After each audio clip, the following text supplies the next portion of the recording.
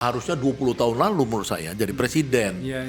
Kalau dia 20 tahun yang lalu presiden, maka lingkungan dia, ekosistem di dalam rejim dia itu adalah orang-orang yang memang mampu sharing idea, sharing feeling apa segala. Kalau sekarang kan enggak, ini satu umur 75. Iya. Yang lainnya teman-temannya udah pada meninggal. Iya. Teman berpikirnya bukan misalkan ahli ekonomi saja misalkan atau ahli politik saja, karena itu kan Prabowo udah tua. Jadi dalam teori orang makin menua dia udah nggak bisa lagi diskusi sama anak-anak kecil yang merasa pinter. Iya. Tapi sebenarnya Prabowo udah tahu 30 tahun lalu ilmu yang dia pelajarin. Iya. Ya kan masa sampai sekarang misalkan udah pada ditangkapin semua menteri-menterinya, Jokowinya belum diperiksa. Nanti buat saya pertanyaan, kalau saya ada kekuasaan, kalau Prabowo ngasih saya kekuasaan, makanya Prabowo hati-hati kalau mau kasih kekuasaan sama saya. Karena target saya pertama itu Jokowi pasti akan saya dorong untuk diperiksa. Dengan hubungan dengan Jokowi dan lain-lain ya sekarang aja dituntaskan di tahun ini. Jangan lagi kasih kesempatan orang-orang Jokowi itu ada sedikit pengaruh atau kekuasaan di pemerintahan. Gitu. Ya bayangin orang 3 juta hektar lahan ilegal yang sama Luhut sama Jokowi mau diputihkan. Itu kan kalau terjadi kemarin dengan undang-undang Omnibus Law pasal 110A dan B itu dimasukkan di situ bahwa perampok lahan di Republik Indonesia disahkan. Karena ada undang-undang Omnibus Law. Boleh dilihat tuh Luhut Panjaitan itu ngomong di publik. Ya kan kita mau apa lagi? Kan udah ada undang-undangnya. Hak mereka untuk diputihkan. Maling mau diputihkan. Bayangin nih mau dibilang Prabowo, lu pada gila, gue mau wah hajar lu. Ya kan disuruh balikin, ada yang ditangkapin, dijeblosin penjara sama Prabowo misalkan. Itu kan sebenarnya kan dia melawan suatu kekuatan besar yang melindungi korupsi selama ini. Ya saya dengar sendiri Pak Presiden waktu saya diundang di Kartanegara tanggal 30 Januari itu. Dia bilang, "Come on," dia bilang, "kita ini lihat prioritas dong." Bukan saya nggak ngerti urusan ijazah palsu itu.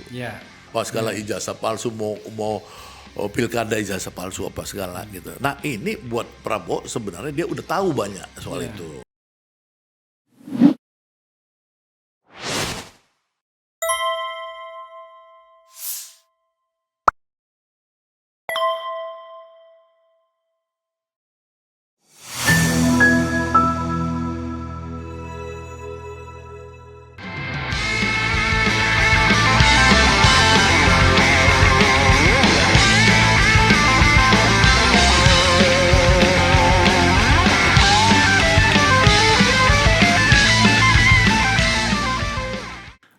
Assalamualaikum warahmatullahi wabarakatuh.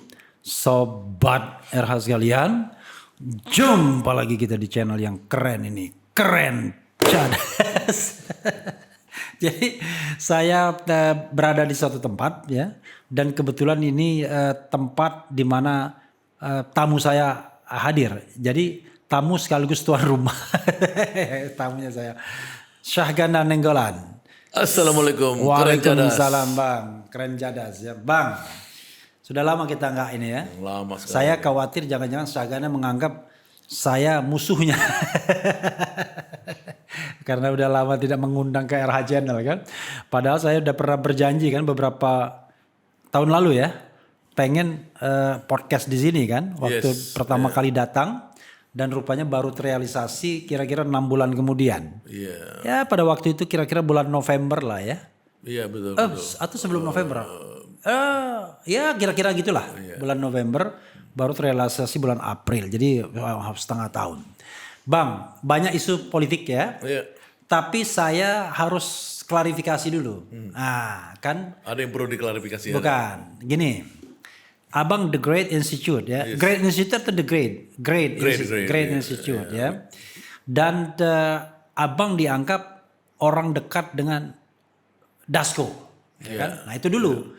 Kira-kira apa hubungan Great Institute dengan Dasko dan dengan Syahganda Nainggolan serta mungkin beberapa stakeholder atau shareholders lainnya. Silakan Bang. Itu dulu sebagai klarifikasi biar kita enak tuh jalannya nanti. Iya, kalau istilah Rocky Gerung tuh Kapolda.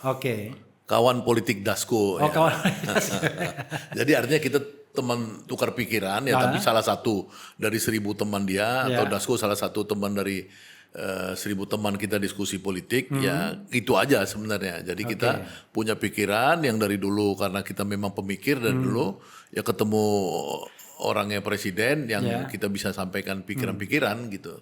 Itu aja sebenarnya. Jadi abang tidak mendinai kalau beliau Kapolda ya, maksudnya kawan politik Dasko. Abang yang Kapolda. Iya, kita ya kawan tukar pikiran politik lah intinya. Berarti mereka Kapolri. Iya bisa jadi. Maksudnya kawan dia abang Kapolda, kawan politik Dasko, dia Kapolri, kawan politik RI 1. Iya betul. Istilah baru itu ya. Itu. Jadi Kapolda dan Kapolri itu. Nah bang, gini bang. Saya melihat abang ini kan sekarang dalam posisi in between. Artinya separuh kaki abang tetap punya jiwa civil society dan Great Institute ini ya anggap saja mungkin CSIS-nya zaman Orde Baru. Atau barangkali Cides-nya di mana abang juga pernah di sana. Cides-nya zaman Habibie. Tapi sekarang memang ada prasasti sih. Kita tidak tahu.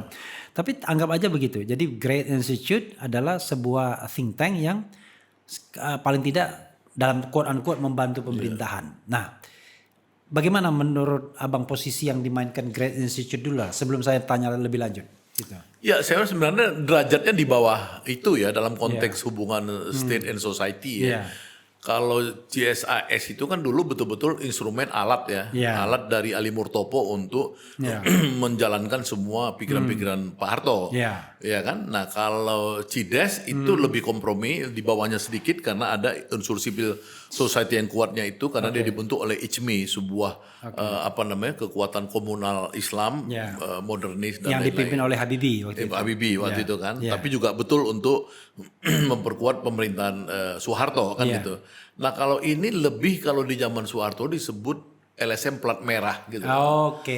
Jadi sebenarnya kita masih LSM-an juga gitu. Masih NGO ya kan? Iya, beda kalau yang CSIS itu kan itu betul-betul part of the government. Iya, part of the government. Kalau kita LSM, tapi memang kita tidak beroposisi terhadap kekuasaan. Kita coba melakukan satu pendekatan yang berbeda, berbeda masukan-masukan apa segala. Kita berusaha kritis lah, kritis gitu. Tapi tidak kritis within the system, bukan out the system ya, out of the system. Jadi maksudnya kritis tapi masuk ke dalam sistem. Iya. Jadi salurannya itu saluran ke dalam, bukan saluran keluar. Iya, betul, iya. Kita coba ngasih ke dalam pandangan-pandangan kita gitu. Jadi merespon apa yang pemerintah juga pikirkan yang kita record melalui media sosial, media massa dan lain-lain.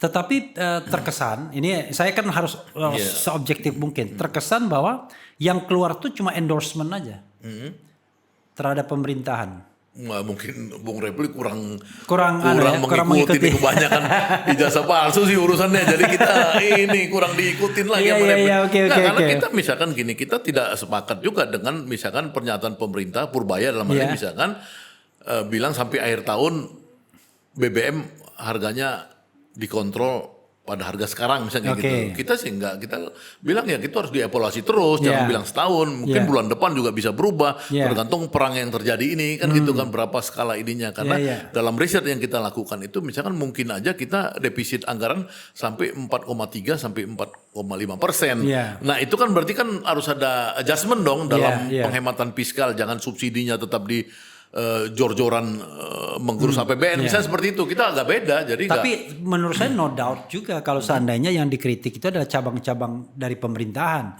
misalnya kementerian gitu. Tapi maksud saya sikap utama terhadap pemerintahan Prabowo kan endorsement di dalam penampilan bukan endorsement, saya sih memang kagum dengan pikirannya Prabowo yang saya tidak bisa melihat ini di dalam rejim-rejim sebelumnya gitu ya. Karena rejim-rejim sebelumnya ini kan yang berkuasa oligarki. Nggak ada lah, saya kan dekat sama rejim SBY. Saya dekat sama rejim sebelum SBY. Saya oposisi di rejim 10 tahunnya Jokowi. Tapi semua saya tak paham. Yang berkuasa itu ya konglomerasi itu. Yang sampai enak-enak menentukan PSN di mana, yang menentukan dia menguasai pulau mana, pinggiran pantai mana. Ini tiba-tiba bisa ada kayak BSD dibuat jadi PSN apa sih. Udah pada gila gitu loh. Nah, masuk Prabowo. Prabowo bilang nggak ada, bukan lu yang kuasa negara. Nah, buat saya itu satu jalan yang pikiran yang sama gitu. Iya, buat saya sama dong itu karena untuk apa kita membuat sebuah negara? Ya kan mending Indonesia pecah-pecah aja kayak zaman dulu. Iya. Ya nggak masing-masing. Tapi kalau kita menjadi satu negara, kemudian semua citizen memberikan mandatnya pada pemerintah negara, ya harusnya itu memang untuk kepentingan nasional interest dong, bukan personal. Itu terjadi sekarang gitu loh.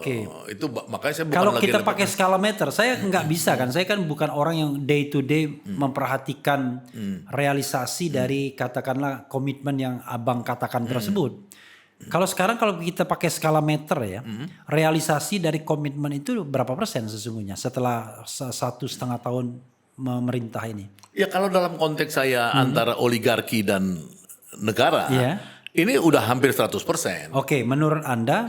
Antara oligarki dan negara itu dulu ya kan banyak kita cabang-cabang diskusi antara kita. Oligarki negara bahwa the state is not controlled by the oligarchy anymore gitu ya? No, not anymore. Oke. Iya.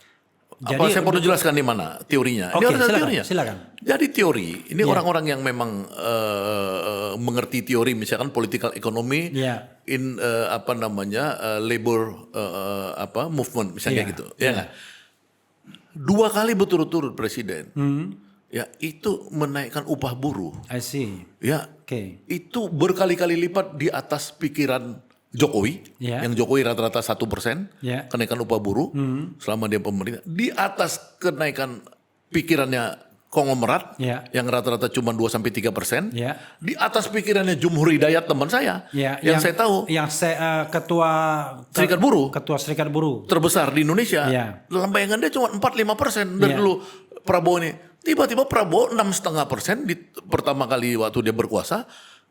Di tahun kedua untuk yang tahun ini, ya dia naikin 6-7%.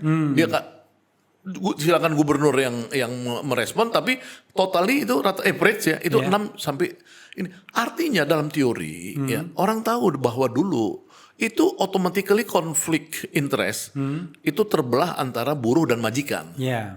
Majikan ini secara umum nanti di situ oligarki itu kontrol yang dilindungi oleh undang-undang Omnibus Law. Ya kan bahwa mereka berkuasa di zaman Jokowi dikasih mandat semua itu yang berkuasa adalah oligarki melalui undang-undang Omnibus Law itu. Omnibus Law Ciptaker itu. Ciptaker. Nah, ini kemudian dibalik sama Prabowo. Buruh yang diutamakan.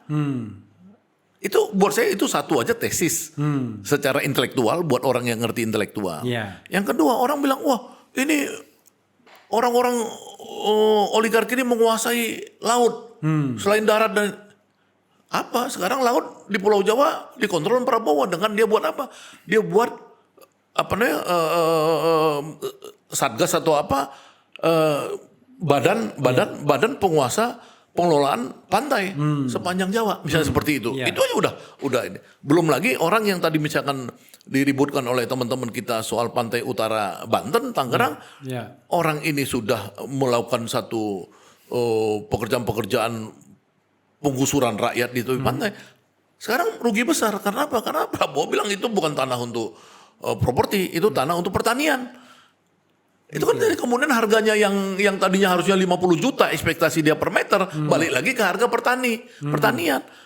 Gitu-gitu loh. Jadi artinya di semua front saya lihat Prabowo menghadirkan negara. Bahwa negara itu yang utama gitu. National interest yang utama. Itu yang saya lihat. Jadi saya sebagai intelektual jujur saya melihat ini saya bisa menjelaskan secara keilmuan untuk ini.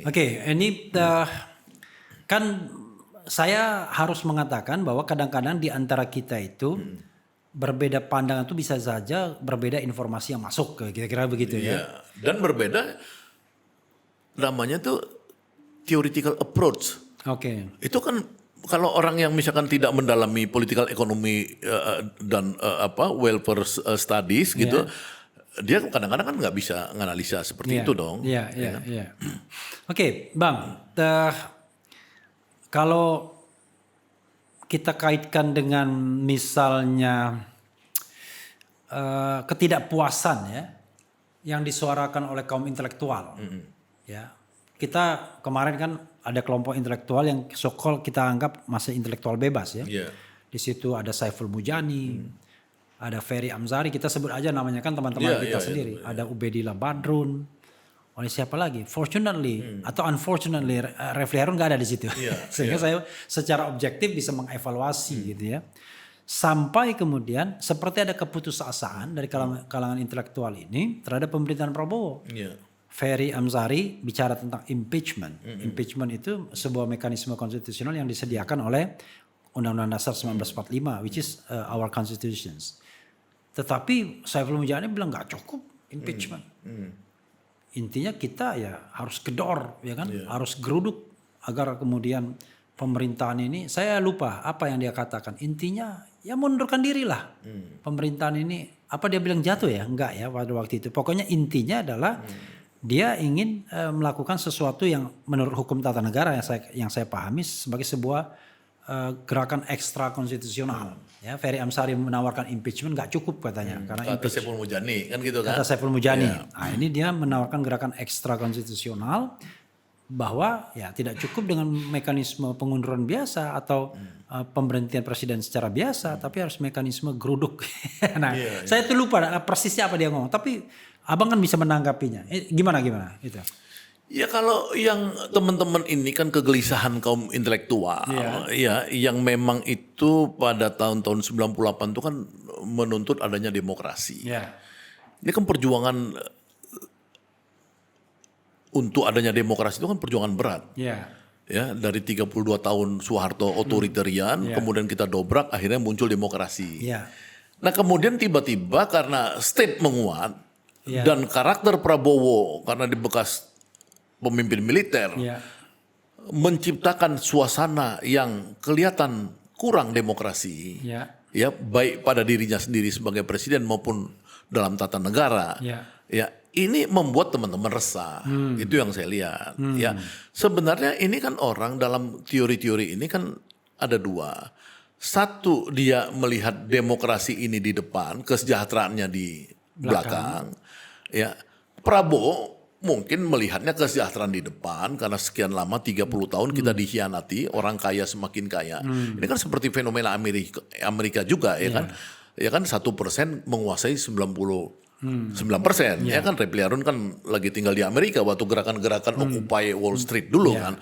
Nah Prabowo sebenarnya menyelesaikan yang urusan Occupy Wall Street ini gitu loh, bahwa kesejahteraan di depan sehingga demokrasinya menurun. Nah dalam demokrasi menurun ini teman-teman resah. Nah usul saya sebenarnya kita mau bedah dulu. Bedah dulu itu sebenarnya yang mana yang disebut bahwa Prabowo sudah melakukan pengkhianatan sehingga dia pantas di-impeach kan gitu. Atau pantas diberhentikan di tengah jalan. Ya iyalah atau Saiful Mujani bilang digerain aja rakyat apa segala gitu kan. Nah kalau memang dia melakukan pengkhianatan, tentu kita sebagai aktivis yang dari dulu tidak pernah mundur jadi aktivis, juga senang dan akan di front depan dong, iya kan? Tapi kan saya sendiri nggak melihat itu gitu loh. Orang cara mengkhianati itu kan gini, misalkan tuduhan Ubedillah Badrun, iya kan, yang jadi sekali lagi kita sebut-sebut nama ini karena kita teman-teman kita semua. Kita enggak, maksudnya kan karena dia ada di situ, karena ada di kelompok itu kan ada Ray Rangkuti, Ubedillah Badrun, ada Saiful Mujani, kan saya melihat tuh. Dan maksud saya gini, saya juga sekaligus mengundang teman-teman itu, seandainya ada protes ya kan, ada sebuah kontra opinion, ya silakan datang ke era channel juga. Enggak, maksudnya kembali Ubedillah Badrun ini kan udah bagus dulu. Waktu dia menunjukkan kepada masyarakat ada dugaan pengkhianatan terhadap negara di keluarga Jokowi. Kan gitu. Ketika dia melaporkan ke KPK, ya Jokowi menggunakan personal interest di atas national interest ketika berkuasa, kasus yang dimana dilaporkan Ubedillah Badrun, anak-anak Jokowi terima uang dari sebuah perusahaan besar yang terkait pembalakan atau pembakaran hutan di bahkan dikasih gratifikasi jabatan bla bla bla, misalnya gitu. Nah ini menurut saya pengkhianatan. Nah Prabowo sampai sekarang saya belum pernah lihat, ya misalkan tiba-tiba aset publik, ya domain publik, publik aset, public space menjadi milik dia, belum pernah saya lihat. Menjadi private, ya kan? Nggak pernah nih, saya ngintip nih Prabowo nih. selama dia berkuasa ini sekarang 1,5 tahun, saya belum pernah melihat Prabowo memindahkan saham-saham publik, saham PLN, saham Pertamina, saham Inalum, sama apa menjadi saham perusahaan dia. Kalau saya dikasih jabatan untuk meriksa semua pejabat-pejabat Jokowi, itu saya tangkapin semua itu. Karena saya tahu banyak aset-aset publik pindah menjadi aset pribadi. Gitu loh. Kita tangkap, masukin pengadilan, mungkin banyak yang di penjara. Karena menurut sebuah organisasi internasional udah jelas Jokowi ini adalah koruptor terbesar nomor 2 di dunia kan gitu. Apa namanya itu ICCRP atau apa itu gitu. Nah maksud saya itu buat saya pengkhianatan yang pantas di-impeach kalau begitu gitu loh. Atau apalagi misalkan. Ya kan? Tapi kalau dia Prabowo mengurangi demokrasi, saya termasuk yang tidak mempermasalahkan. Walaupun saya tentu pro demokrasi. Ya kan pledoi saya waktu di penjara oleh rejim Jokowi kemarin tentang demokrasi. Saya tuh senang ada demokrasi, tapi kadang-kadang ada tipe pemimpin yang datang ke Indonesia ini, datang di Indonesia maksudnya yang memang tipe Prabowo. Demokrasinya berkurang, tapi nggak hilang ya, saya lihat nggak hilang. Tapi dia mengutamakan negara berfungsi untuk mesejahterakan rakyat. Jadi saya pikir itu oke lah. Oke. Bagaimana kalau misalnya orang mengatakan ya, kok politik balas budinya dengan merekrut 17 menteri era Jokowi itu kok nggak bergeser juga. De facto menteri-menteri itu tetap bertahan kalau seandainya, karena gini, menteri yang dikenal itu kan menteri yang diambil lagi pada pemerintahan Prabowo. Yang nggak dikenal itu nggak ngambil apa yang berpengaruh. Nah, kalau kita bicara tentang orang-orang Jokowi yang diduga tadi korupsi yang kata Abang, kalau saya bisa mengaudit atau punya power saya tangkap-tangkapin mereka, kan sampai sekarang masih terangkut dalam pemerintahan Presiden Prabowo dan orang menganggap ini Prabowo kok kayaknya nggak berdaya gitu. Ya saya justru melihat itu sebaliknya. Ya karena apa? Karena itu kan Prabowo ini dia itu meletakkan satu sistem pemerintahan dia, ya pemerintahan dia itu pada sistem kekuasaan yang dia itu nganggap itu kecil semua, menteri-menteri itu, ya bahkan menteri-menteri itu mungkin setengahnya saya dengar, ya tidak pernah ketemu dia selain di rapat-rapat resmi kabinet. Nah jadi sistem manajemennya Prabowo ini beda dengan sistem manajemen SBY di mana semua menteri itu adalah wakil langsung dari presiden dan melaporkan rencananya dan pertanggungjawabannya kepada presiden. Nah, Prabowo saya lihat itu dia antara strategic action ya untuk kepentingan agenda dan lain-lain dengan dia sistem matriks organisasi dia jalankan. Ya misalkan apa? Misalkan dia bicara logam tanah jarang, rare earth itu. Dia kan nggak pakai bahlil. Dia pakai si Brian misalkan. Harusnya kan menteri ini, tapi dia nggak mau pakai itu. Ya kan? Untuk MBG dia nggak pakai birokrasi. Brian itu menteri pendidikan. Pendidikan tinggi. Ya. Nah maksudnya itu Prabowo itu membuat satu pola sistem kekuasaan yang hierarki lama itu beda dengan yang sekarang. Dia tahu bahwa ada 17 orang ini yang disodorkan mungkin oleh Jokowi ya klaimnya itu waktu dari Solo dulu Oktober dulu ya dia nggak pakai itu, dia pakai pokoknya strategi lain bagaimana agenda dia MBG ya kan nggak tergantung pada sistem yang dikenal orang selama ini. Koperasi Desa Merah Putih tidak tergantung pada sistem yang dikenal orang selama ini ya dan lain-lain. Jadi saya pikir itu how to organize aksi-aksi dia gitu loh. Agak beda. Jadi kita lihat, oh orang ini masih menteri. Ya emang lu menterinya bisa ketemu Prabowo gampang. Ya kan? Kalau begitu kekuasaan jadi tidak efektif dong. Karena menteri-menteri itu seperti pajangan saja jadi. Setengah pajangan bisa jadi. Tapi kalau dibilang semuanya seperti pajangan enggak juga. Saya lihat bahwa artinya gini. Jadi Prabowo ini yang paling penting dia punya target. Ya kan? Either dia menggunakan struktur resmi, or dia misalkan kombinasi dan lain-lain, terutama menggerakkan militer. Ya sekarang misalkan militer dan jaksa agung, dia gerakkan untuk menjadi avant-garde untuk melakukan kerja-kerja.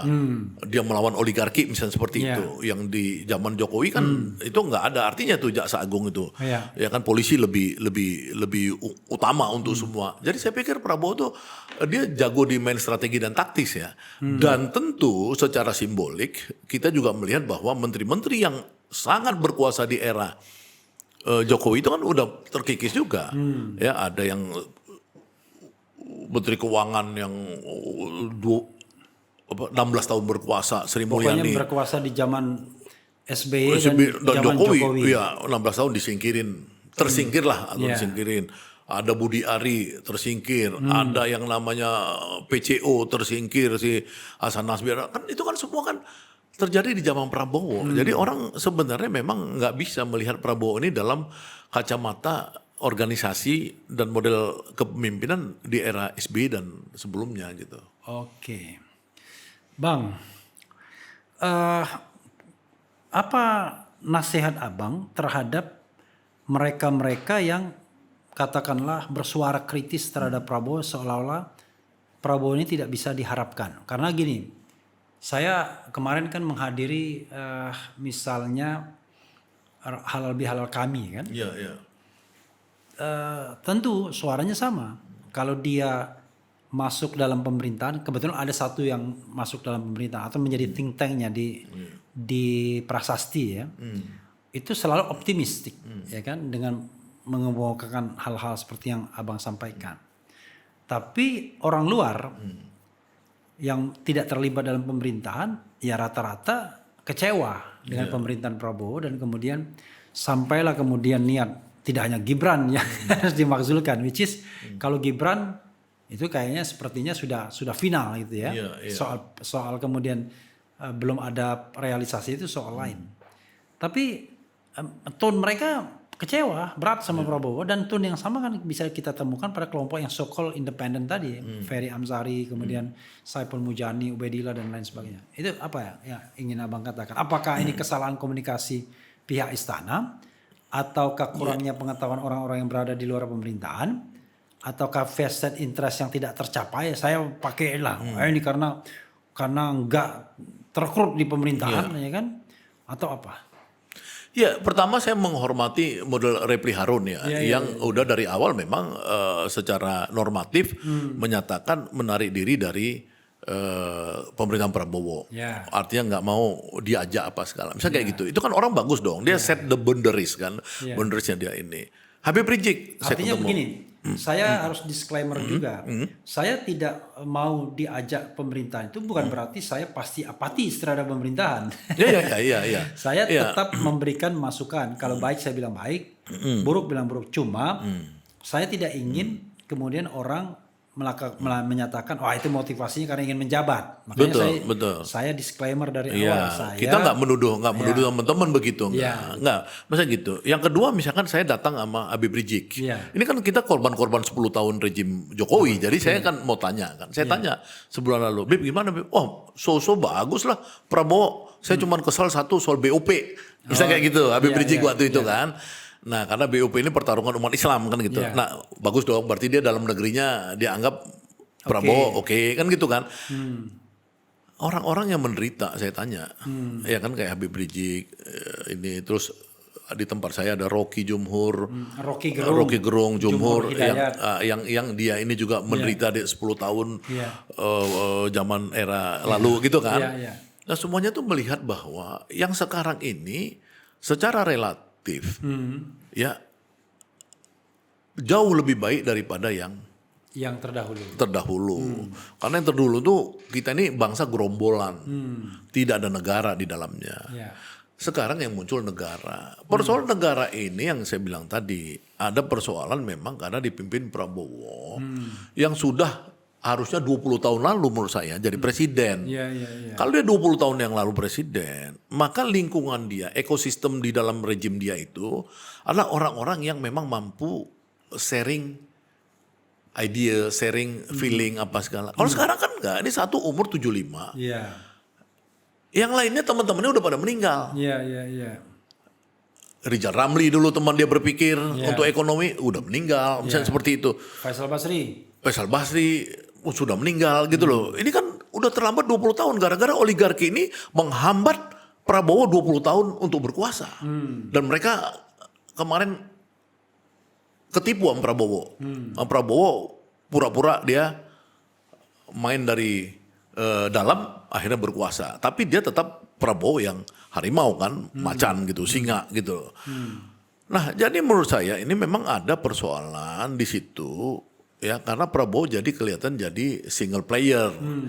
Ya kan, kesulitan untuk mencari teman berpikir dan lain-lain. Teman berpikirnya bukan misalkan ahli ekonomi saja misalkan atau ahli politik saja, karena itu kan Prabowo udah tua. Jadi dalam teori orang makin menua dia udah nggak bisa lagi diskusi sama anak-anak kecil yang merasa pinter. Tapi sebenarnya Prabowo udah tahu 30 tahun lalu ilmu yang dia pelajarin, baik ekonomi, politik, militer dan lain-lain. Inilah ada persoalan sekarang. Nah, dalam melihat persoalan ini, teman-teman di luar itu sebenarnya bagus sebagai oposisi konstruktif kalau mau oposisi konstruktif. Atau dia berusaha untuk melakukan seperti yang saya lakukan. Bagaimana saya ya LSM plat merah, saya berusaha untuk men-challenge. Ya kan, dan alhamdulillah saya dipanggil Prabowo 2 kali untuk diskusi kan gitu kan. Dan itu dia alhamdulillah ketika saya challenge dengan pertanyaan-pertanyaan, ternyata dia masih ada demokrasinya tuh ada keluar gitu loh. Nah, itu harus ada keyakinan kan. Kalau orang yang walaupun dia background militer tapi 20 tahun lebih dia di partai politik, artinya kan dia masuk di dalam sipil movement, sipil itu ya pola sipil lah. Civil society movement. Iya, maksudnya kalau orang buat partai kan dia pasti bertarung secara sipil kan, tidak pakai senjata gitu loh. Nah, ini dia masih ada kesempatan. Jadi saran saya kepada teman-teman itu sebenarnya mesti kita yakinin dulu di mana kita sebenarnya mau nyerang atau tidak cocok dengan Prabowo ini. Di soal demokrasinya kah atau soal pengkhianatannya? Kalau pengkhianatan menurut saya itu yang dilakukan rejim Jokowi, memindahkan public interest, public domain, public aset menjadi milik pribadi. Itu kalau itu harus kita kejar tuh. Ya kan, masa sampai sekarang misalkan udah pada ditangkapin semua menteri-menterinya, Jokowinya belum diperiksa. Nanti buat saya pertanyaan, kalau saya ada kekuasaan, kalau Prabowo ngasih saya kekuasaan, makanya Prabowo hati-hati kalau mau ngasih kekuasaan sama saya. Karena target saya pertama itu Jokowi pasti akan saya dorong untuk diperiksa. Gimana menteri-menteri udah diperiksa semua? Si Menteri Pendidikan, siapa namanya itu, Nadiem Makarim, Menteri Agama, yang menjual beli kuota haji, Menteri ini, itu kan harusnya selangkah lagi Jokowinya harusnya diperiksa dong. Misalnya seperti itu. Itu pengkhianatan. Jadi kalau Prabowo nggak ada pengkhianatan. Jadi menurut Anda kalau mau mengkritik Prabowo must be spesifik gitu ya? Ya, di mana? Di mana letak masalahnya? Lalu kemudian ya syukur-syukur ada jalan keluarnya.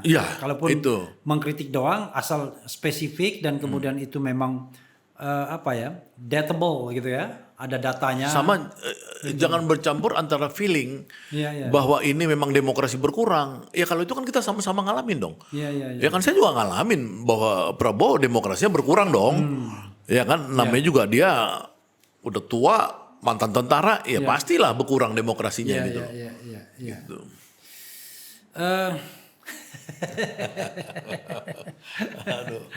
Jadi memang ya, Sobat Era sekalian, memang lain kali kalau saya datang ke Bank Sahganda ini, saya harus membawa data dan angka, ya kan?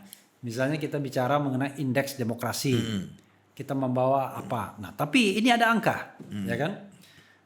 Tahun 2024, indeks persepsi korupsi kita itu kembali ke angka 38 kalau tidak salah. Jadi kalau sekedar gambaran, pada 10 tahun pemerintahan SBY, indeks persepsi korupsi itu atau PCI, Perception Corruption Index dari Transparansi Internasional, itu dalam 10 tahun itu dari angka 20 naik ke angka 40. Angka ke 34 ya. Jadi dari 20 ke 34 which is naik 14 poin. Itu nggak mudah. Dari era pemerintahan ke era pemerintahan Jokowi itu sempat naik 40 tahun 2019 sebelum kemudian pada era kedua hancur nggak karu-karuan sampai 34 lagi. Untungnya tahun 2024 sempat bouncing 37 atau 38 lagi, 37 kalau tidak salah. Nah sekarang ternyata angkanya 34 lagi 2025 yang kita katakan bahwa itu adalah sudah control by the new president, kan tidak lagi crossing di pemerintahan. Nah kalau saya menyodorkan angka ini ya misalnya dalam satu aspek, artinya gagal dong pemberantasan korupsi. Ya makanya kan kalau menurut saya kan melihat angkanya ini kan mesti agak konsisten cukup panjang lah, jangan setahun. Untuk orang 10 tahun membangun kehancuran. Iya kan? Kan nggak bisa misalkan kan kalau kita bicara korupsi ini apa sih? Apa masalah culture?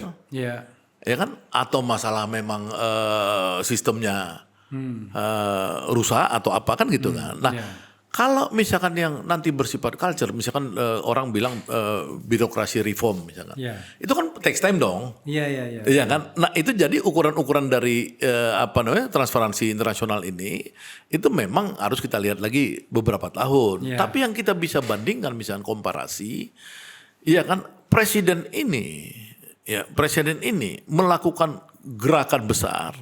Ya untuk menghancurkan oligarki yang memang selama ini oligarki itulah yang mengatur korupsi itu, mengatur undang-undang bahkan dia ciptakan undang-undang Ciptaker, undang-undang Minerba dulu yang memberikan 20 tahun konsesi tambahan kepada pemilik 8 emiten, undang-undang macam-macam gitu, itu direkayasa ya agar itu dilindungin hukum korupsi itu gitu loh, iya kan? Nah ini yang dibongkar oleh Prabowo. Jadi itu kan dampaknya nggak gampang langsung terasa di setahun 2 tahun. Setahun 2 tahun dan birokrasinya itu ini. Tapi kalau kita lihat misalkan apa yang dia lakukan misalkan, ya kan yang besar-besar ini. Ya bayangin orang 3 juta hektar lahan ilegal yang sama Luhut sama Jokowi mau diputihkan.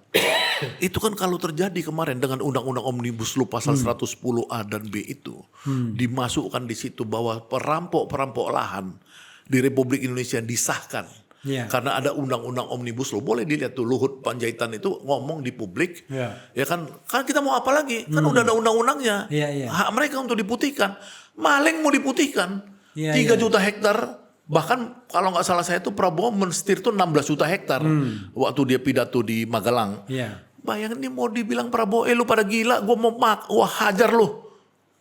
Ya kan, disuruh balikin, ada yang ditangkapin, dijeblosin penjara sama Prabowo misalkan. Itu kan sebenarnya kan dia melawan suatu kekuatan besar yang melindungi korupsi selama ini.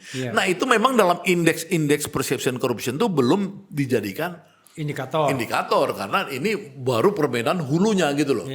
Termasuk koruptor haji, bayangin aja pimpinan Nahdlatul Ulama yang terbesar di Indonesia, bansernya paling kuat, masukin penjara di KPK si Yakut ini, iya kan? Dia salah satu pimpinannya. Lo pimpinan dong, orang dia ketua banser, menteri agama, abangnya ketua NU. Nggak, saya nggak ada jelek-jelekin soal organisasi. Ini kan nothing to do dengan organisasi. Fakta aja, kita fakta. sebut sebagai fakta aja. Fakta artinya, nah kalau yang Nadiem misalkan, Nadiem itu 2 pamannya itu temannya Prabowo, teman dekatnya. Tapi dia bilang nggak ada. Jangan kan Zeki Makarim dan si Anwar Makarim. Bukan Zeki Makarim dan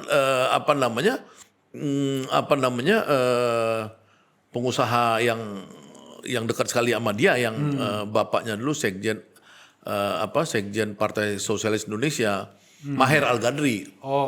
Ya kan itu teman paling dekatnya Prabowo. Tapi ketika ponakannya melakukan korupsi, nggak ada tawar-menawar tuh sama Prabowo.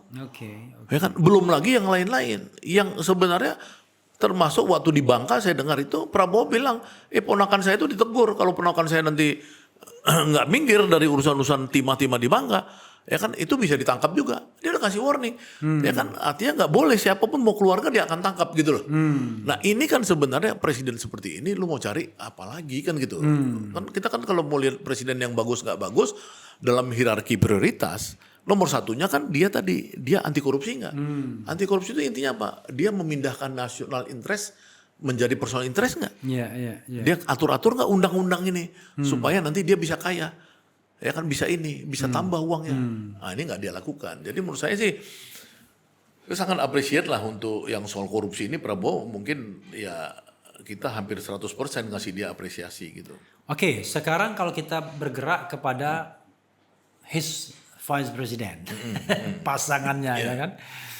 Ya sementara orang bicara mengenai dia tidak lagi memenuhi formal requirement ya kan, nggak ada ijazah SMA-nya. Tapi di sisi lain, sepertinya Prabowo juga tidak jelas sikapnya. Apakah dia pengen terus bergandeng dengan vice president ini? Saya mau bilang bocah, tapi kan nggak mungkin juga dari vice president ini. Atau bagaimana? Karena suara-suara dari kalangan pemerintahan pun, ya sebenarnya menginginkan dia diganti juga, diberhentikan juga sebenarnya. Karena soal-soal yang sifatnya formal tadi dan mungkin juga material. Bagaimana? Ya saya dengar sendiri Pak Presiden waktu saya diundang di Kartanegara tanggal 30 Januari itu. Dia bilang, "Kaman," dia bilang, "kita nih lihat prioritas dong." Bukan saya nggak ngerti urusan ijazah palsu itu. Ya. Ketua cabang saya, ketua DPD Gerindra. Saya pernah tanya, "Kamu profesor doktor dari mana?" Ya kan? Sampai orang ini kelabakan ditanya sama Pak Prabowo, ketua umumnya. Kok kamu bisa profesor doktor, kok sekolah di mana gitu loh. Nah, Indonesia ini ya, yang istilah SB dulu STIE, sekolah tidak ijazah ento. Itu kan udah fenomena ento ya Mas jawabnya, ento, sorry. Ini kita mau orang Jogja belajar nih. Nah, itu kan fenomena lama. Ya, di KPU udah diketahui dari dulu bahwa caleg apa segala ijazah palsu, mau pilkada ijazah palsu apa segala gitu. Nah, ini buat Prabowo sebenarnya dia udah tahu banyak soal itu. Sehingga apa? Sehingga dia lihat itu prioritasnya masuk nggak. Nah, bayangan saya Prabowo ini karena dia berpikir kaca spion itu memang harus kecil, jangan kaca spion itu terlalu besar, supaya kita bisa melaju ke depan terus mobil ini gitu. Maka dia melihat yang ini kalah prioritas dengan dia mau hantam oligarkinya dan lain-lain, kesejahteraan rakyat, stunting MBG apa segala itu, koperasi desa Merah Putih. Orang kan nggak ngerti koperasi desa Merah Putih itu dalam konteks ekonomi politik, itu kan front. Ya kan, ketika semua daerah itu dihisap oleh pusat melalui beberapa retail yang menguasai chain supply, ya Pak Haji yang punya seolah-olah punya market minimarket di daerah-daerah itu orang hebat, padahal mereka cuma bagian daripada chain besar di Jakarta yang dihisap uang orang dia. Prabowo dibuat koperasi di sampai 81.000 dibuat saingan nama ini. Untuk apa? Supaya dana itu berputar di daerah. Dana itu tidak lagi dimanipulasi hanya untuk kepentingan kapitalis di Jakarta. Jadi front perjuangannya Prabowo tuh yang begitu, bukan front perjuangan yang misalkan ijazah palsu. Iya kan, walaupun saya dengar sendiri dia ngerti soal ijazah palsu itu. Ya, ini tanggal 30 boleh dicek tuh, saya Didu Abraham Samad yang saya ada di situ. Nah, jadi memang kita ini kembali kepada urusan Gibran misalkan yang memang diketahui publik ijazah SMA-nya meragukan. Ya ini bukan meragukan, tidak ada. Nah, kalau replik kan karena mendalamin. Ya kan, kalau saya kan mendengar dari teman-teman yang mendalamin, maka saya kasih kosakata meragukan. Kan gitu kan buat saya. Nah, ini mungkin buat Prabowo itu dalam konteks kaca spion dia ini, dia tempurnya yang lain nih, sedang tempur yang lain, yang lebih besar untuk rakyat gitu loh. Sementara yang di sini ya memang saya lihat Prabowo tidak mempersoalkan. Orang-orang memasalahkan ijazah Jokowi, ijazah Gibran. Mempermasalahkan, silakan. Iya silakan gitu. Tapi dia sendiri tidak bersikap. Bukan tidak bersikap, aku lagi prioritas yang lain gitu loh. Karena ada 10 problem besar Republik ini. Mungkin ijazah palsu itu di dalam kacamata dia urutan ke-8 gitu loh. Sementara dia masih bertarung di urutan 1, 2, 3, 4 yang masih belum tuntas. Kan kita melihat belum tuntas nih, misalkan disita nih 3 juta hektar lahan sawit yang Prabowo tadinya pengen 2 itu. 1 negara itu kemudian membagikan kesejahteraan kepada petani-petani sawit di daerah-daerah. Yang kedua bagaimana menciptakan konversi energi. Ya kan B40, B50 gitu ya untuk kita ada ketahanan energi. Dan itu kan belum berhasil. Ya kan kita lihat kemudian ada pergantian direktur utama Agrinas yang mengelola 3 juta hektar lain apa segala. Nah, maksudnya Prabowo masih melihat ini sebagai prioritas. Jadi mohon kalau saya sih melihat ya udah gitu, kita sebagai society kita tetap persoalkan ijazah palsu itu. Give him a time gitu ya. Ya give him a time for ini kan his priority kan gitu. Menurut saya gitu. Oke. Ngomong dengan Bang Syahganda pasti selalu ada jawaban ya kan. Nah memang untuk menguji jawaban itu ya kita harus sodorkan data pembanding. Nah nanti mudah-mudahan Ya, tadi kan data IPK kan, Iya, data IPK. Kan data-data lain kan juga banyak Iya. data pembanding, misalkan katakanlah apa namanya, misal nanti kita bertarung soal MBG, Iya. data pembandingnya Iya. apa, tarung Koperasi Desa Merah Putih apa. Iya. Nah kalau ini 1,5 tahun, memang untuk proyek-proyek raksasa seperti Iya. itu, yang menurut saya shifting paradigm, Iya. ya dari berorientasi pada kepentingan oligarki segelintir menjadi membuang kekayaan ini untuk rakyat banyak melalui MBG, Koperasi Desa Merah Putih dan lain, ngujinya itu nggak bisa sebentar. I see. Mungkin 3 tahun lah gitu loh. Kalau Oke. Repli Harun tadi maunya 2 1 tahun, tahun, 2 2 tahun misalnya kayak gitu ya kan. Ya kalau saya sih 3 tahun lah lihat ya kan. Oke. Supaya tumbuh dulu dong. Bener nggak Koperasi Desa Merah Putihnya sesuai cita-cita sosialismenya Prabowo. Boleh nggak MBG? Kan ada 2 hal ya. Pertama adalah ideologi, Ya, kedua adalah implementasi. ya. Nah, kalau ideologi, Anda pakai skala meter seberapa persen yakin dengan ideologi yang seperti Anda katakan terhadap diri 100% kalau Prabowo. 100%. Iya, karena memang dia ini manusia yang lahir dari bapaknya, dari kakeknya, Yang PRI. yang tidak dari gorong-gorong. Ya, ya. Dia ini memang terkadar secara ideologis. Bahkan buyutnya itu Pangeran Diponegoro, Ya. ya itu ideologis gitu loh perjuangannya melawan Belanda kan. Kemudian kakeknya membangun koperasi, bapaknya membangun partai sosialis di Indonesia bersama Dr. Sahrir, ya berjuang di Belanda di Perhimpunan Indonesia di Belanda. Jadi artinya memang dia ideologis gitu. Jadi yang mau dipertanyakan apa gitu loh. Oke, dari sisi ideologi ya. Tapi soal Pangeran Diponegoro nanti kita reserve ya. Iya. Karena ada versi lain yang mengatakan enggak, dia bukan keturunan, justru yang nangkap. Nanti tapi dari turunan oke. ibunya ya kan. Iya. Tapi itu oke, itu no big deal. Nah, itu kan kita bicara 100% dari sisi Iya, ideologi. ideologis. Bagaimana implementasi sekarang ini? Sebelum kita bicara persentase, menurut Anda sudah right track atau not yet? Ya not yet lah. Not yet. Not yet. Kalau itu not yet udah pasti. Saya kan Tapi wrong track enggak? not wrong track. Oke. Ya misalkan kayak MBG itu menurut saya itu tata kelola Iya. perlu dibenahi Iya. ya. Kemudian B40, B50 ya bagaimana itu dibenahi apa segala itu konversi energi itu apa namanya tinggal pembenahan gitu loh. Jadi kalau kita bilang dalam skala angka buat saya sih 70 gitu loh. Ya 70% sudah. Iya, keberhasilan itu masih dalam salah angka itu Oke, ya kan dia 70%. dia 70% itu oke lah gitu. Oke, walaupun tidak bisa dikatakan sudah right track, on the Iya, right track. masih di tengah-tengah lah. Ya kan Oke, karena so-so. so-so lah. Ya kan Dengan maksudnya kayak angka- MBG itu dengan angka Segini, 70%. shifting paradigm MBG itu apa sih MBG itu? Orang banyak nggak tahu. MBG ini kan dilakukan oleh Mao Zedong. Di zaman dulu sebelum Revolusi. revolusi kultural Kebudayaan, budayaan. Orang sekarang muji-muji Deng Xiaoping, muji-muji Xi Jinping. Iya. Emang itu bisa Tanpa ada tanpa ada revolusi kebudayaan. Coba orang kalau ngerti sejarah Cina itu. Cina itu sama Indonesia sama. Iya. Ya kalau baca Zhongchang tentang 3 generasi. Ya kan? Wells Swan itu. Itu bagaimana pamannya itu musuhan sama bapaknya karena bapaknya itu tidak mau menaikkan pangkat pamannya karena dianggap oleh sistem komunis yang baru dianut waktu itu pamannya itu tidak layak untuk promosi. Mereka akhirnya musuhan.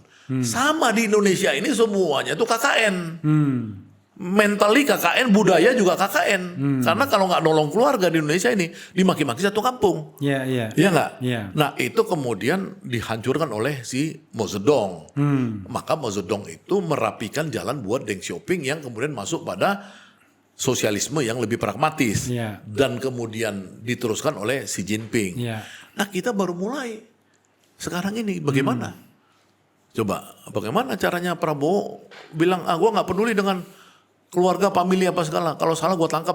Misalnya kayak gitu. Ini kan baru mulai sekarang. Iya, iya, iya, iya. Ya nggak tahu, kita nggak tahu. Ini bangsa kita bangsa besar tapi terlambat dibandingkan Korea, dibandingkan Cina dan lain-lain yang dulu harusnya sama kan. Jadi gini, kadang-kadang netizen kan bilang, waduh, RH terdiam mendengarkan penjelasan Syahganda. Aduh. Saya bukan terdiam, saya sedang berpikir. Tapi saya nggak coba ini, maksudnya kan gini. Memang dalam dunia virtual yang semakin terbuka, orang kritik apa segala. Kadang-kadang ini ya, kalau kita lihat dunia virtual ini, dunia medsos apa, yang sudah refleksi di Australia, refleksi di Skandinavia apa segala. Mereka membatasi anak-anak mereka interaksi yang tidak terkontrol dengan media sosial dan lain-lain. Jadi kita pun sebenarnya yang usia saya lah di atas 60 apa segala. Sekarang karena kita juga tidak terbiasa mengendalikan media sosial. Kadang-kadang kalau ada WA kita langsung senang aja forward apa segala, pokoknya yang sifatnya membuat kita tuh makin seru, padahal arahnya kekacauan atau apa, ya kita tetap aja senang gitu loh. Inilah fenomena yang memang sedang terjadi. Jadi kalau kelihatan banyak kritik, banyak ini yang Prabowo apa segala, kadang-kadang orang juga tidak ada analisa yang dalam. Tidak melakukan kajian serius. Ini yang problem gitu loh. Biasanya yang suka memforward itu yang nggak mau berpikir. Salah satunya, maksudnya gini, zaman Faisal Basri, dia itu melakukan research. Ya, ada angka-angka, ada data-data. Serius banget itu, misalkan dia harus menemukan adanya selisih ekspor impor batu bara nikel 5 juta, yang di Cina dicatat ada pemasukan 5 juta ton. Di sini nggak ada. Artinya penyeludupan 5 juta ton. Itu orang-orang kayak Faisal Basri sekarang berkurang gitu loh maksudnya. Bukan tetap intelektual, tapi berkurang dalam konteks risetnya. Ya kan? Memberikan data lapangan. Data observasi yang serius gitu loh. Ya, bukan hanya teori gitu ya. Bukan hanya teori. Nah ini yang sekarang mohon maaf teman-teman kita ini kekurangan sekarang. Kekurangan waktu mungkin kurang ini untuk deep inilah observation lah. Gitu. Oke, tapi ada satu fenomena orang mengatakan sebelum berupayalah untuk beropini sebelum beropini itu ditertibkan. Kan ada kata-kata ditertibkan gitu. Itu gimana? Itu kan itu udah bahasa-bahasa otoritarianistik gitu. Sebenarnya kan bahasa penertiban itu munculnya di mana? Kan itu dulu kan. Kalau saya melihatnya kan waktu Purbaya sama presiden rapat, Purbaya mengatakan banyak ekonom-ekonom yang istilahnya ekonom TikTok, istilah Purbaya itu. Nah kemudian presiden ya udah tertibkan, kan kira-kira presiden bilang itu. Bukan the whole pengamat atau apa ditertibkan. Ya kan karena presiden kan justru misalkan dalam kasus Andri Yunus ya, kasus air keras malah dia yang pokoknya harus ditangkap, harus di ini. Ketika Najwa Shihab datang dia terbuka, nggak ada. Ya presiden sebenarnya mendorong tetap yang pemikir-pemikir kritis apa itu harus hidup gitu loh. Nggak ada di mata dia itu harus ditertibkan. Cuman itu kan sering zaman sekarang ini kadang-kadang kita di mana konteks pembicaraan tuh nggak dijadikan landasan, dipotong. Ya kan misalkan kayak presiden ngomong Israel harus dapat keamanan apa, dipotong, digunting. Dia tidak lihat bahwa pernyataan sebelumnya Palestina harus merdeka dulu, ya tapi kita juga harus menjaga Israel harus tetap negara yang merdeka. Nah itu kan dipotong. Nah gini-gini memang kerjaan dari oposisi yang memang tidak bisa menerima kehadiran Prabowo sebagai presiden, tapi itu kan yang nggak mungkin dilarang, nggak mungkin di ini, memang dunianya begitu, setiap orang jadi pemimpin ya dia harus ketemu dengan orang-orang yang memang juga benci sama dia gitu loh. Oke, nah Bang, abang kan bukan kali ini saja pada posisi di pemerintahan dan tanda kutip ya, walaupun ini kan plat merah abang katakan. Dulu ketika masa pemerintahan Habibie, abang juga di circle itu. Ketika masa pemerintahan SBY, kayaknya sempat juga berada di circle itu. Nah, setelah secara objektif itu kekuasaan itu sudah berlalu, abang kira-kira melihat bagaimana dengan dua kekuasaan yang pernah abang ikuti, yang barangkali abang bela pada waktu itu? Ya kalau Habibie sama Prabowo menurut saya sama ya. Cuman Habibie pendek, jadi nggak terwujud Oke. mimpi-mimpi mereka, mimpi-mimpi rejim Habibie itu. Ya, rejim Habibie juga mimpinya itu sama ya, sampai ke UT misalkan itu bagaimana rakyat tuh disebar kredit murah, petani-petani semua dikasih ke UT apa segala misalnya gitu, dengan risiko bahwa ada kegagalan pengembalian uang apa segala. Tapi yang paling penting waktu itu daripada semua konglomerat ngerampok BLBI sementara rakyat nggak pernah dapat uang, ya udahlah kasih ke UT. Bisa gitu kan pikiran-pikiran sosialis dari Habibie dan Adi Sasono waktu itu seperti itu misalkan. Nah, Abang pada waktu itu nempel di Adi Sasono. iya saya sebagai staf khusus dia di Kementerian Koperasi misalnya gitu. Nah di SBY jilid 1 itu ada juga gitu. Tapi makin kemarin saya lihat SBY makin neoliberal. Iya kan, rupanya yang dia Abang pakai. masuk sektor mana pada waktu itu di SBY? Yang waktu itu saya buat lembaga juga untuk ngimbangin ya, saya dibantu Hatta Rajasa waktu itu untuk buat lembaga Sabang Merauke Circle tapi kita janjinya saya mengkritik konstruktif ya kan, jadi saya melakukan satu kritik karena SBY waktu itu udah menjadi neolib ya kan, dia kan partainya Demokrat tapi orientasi dia saya lihat neoliberal kalau di kan? Amerika kan Republik jadinya bukan Demokrat kan gitu kan. Nah saya lihat kok SBY ini kok ini gitu terlalu senang dengan Sri Mulyani dengan pola-pola neoliberal apa segala ya.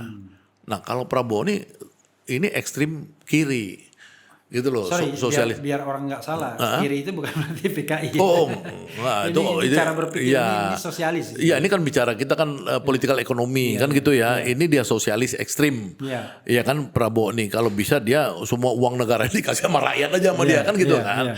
Nah ini ya saya suka ini gitu loh, saya suka ya kan karena Indonesia ini kan memang semenjak zaman kolonial ya kan, Amangkurat 1, Amangkurat 2 apa segala itu memang semuanya tuh pemimpinnya kebanyakan itu tadi bagaimana aset negara jadi aset pribadi gitu loh. Nah ini yang dia balik sama Prabowo dan ini menurut saya bisa kejadiannya itu ya kayak zaman Soekarno, di kepala saya kan yang ideologis itu cuma 2 ya, Habibie tapi dia transisi aja. Cuman Soekarno sama si Prabowo ini. Yang lain tuh nggak ideologis, yang lain tuh pragmatis aja gitu loh. Ada juga pengkhianat. Seperti Jokowi, misalkan di mata saya dia pengkhianat misalnya kayak gitu. Kalau ini cuma 2. Jadi ini memang kita harus selamatkan Prabowo saya ya maksudnya bahwa dia ini berjuang untuk rakyat gitu loh. Kita 90 tahun ya, 45 sampai sekarang tuh berapa tuh? Ya kan berarti kan 80 tahun baru ada lagi presiden kayak Prabowo gitu. Bayangin aja gitu loh. Oke. Terakhir ya Bang ya. Bagaimanapun kan Abang harus mengkonstruksikan hal ini. Menurut Abang, apa 5 hal yang paling baik di Prabowo termasuk pemerintahan ini ya, you name it. Dan apa yang belum baik atau tidak baik menurut Abang, 5 lagi. Mulai dari yang baik dulu. Sehingga nanti kita lihat, Abang udah sampai sini berpikirnya. Yang baik 1, yang baik 2, 3 sampai 5. Yang pertama ya, dia merubah pendekatan yang saya komparasi dengan di Cina. Di Cina itu dari Mao Zedong, dia namanya Collective Based Economic Development, menjadi zaman Deng Xiaoping, Household Economic Based Development. Sama Prabowo sekarang dibalik dari Free Market Economic Development menjadi Communal atau Collective Based Economic Development. Ini yang sedang dia lakukan. Itu baiknya 1 sangat baik karena langsung paradigma kan. Ini paradigma kan ini kan. 1. Paradigm shifting.